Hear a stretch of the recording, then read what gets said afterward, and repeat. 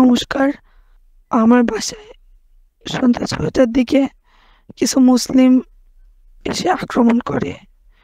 ইট-পাটকেল ছুড়ে লাঠিসোঁটা দিয়ে হামলা চালায় ১ম এ। আমরা তখন তারা তেমন কিছুই করতে পারেনি আমাদের। কিন্তু তা আমাদের ভিতর এক ধরনের ভয় কাজ করে, ভয় সৃষ্টি হয়ে যায়। তখন আমরা বিভিন্ন সেনাবাহিনী, পুলিশ বাহিনীর সাথে যোগাযোগ করার চেষ্টা করি।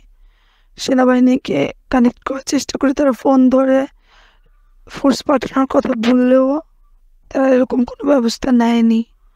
এভাবে টাইম চলে যাচ্ছিল। যখন আমরা জেগেছিলাম সবাই, যাই হোক মনের ভিতর তো একটা ভয় কাজ করতেছিল। রাত যখন ১২টা বাজে বিভিন্ন দিক থেকে আওয়াজ আসতেছিল। তখন হঠাৎ করে চারদিক থেকে আমাদের আক্রমণ করা হলো। আমার বাবা-মা আমাকে সেরে রাখলো।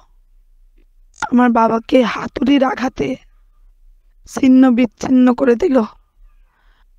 বাবা জায়গায় স্পটে মারা গেল।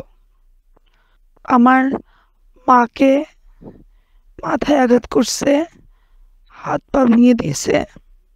আর মা গুরুতর আহত।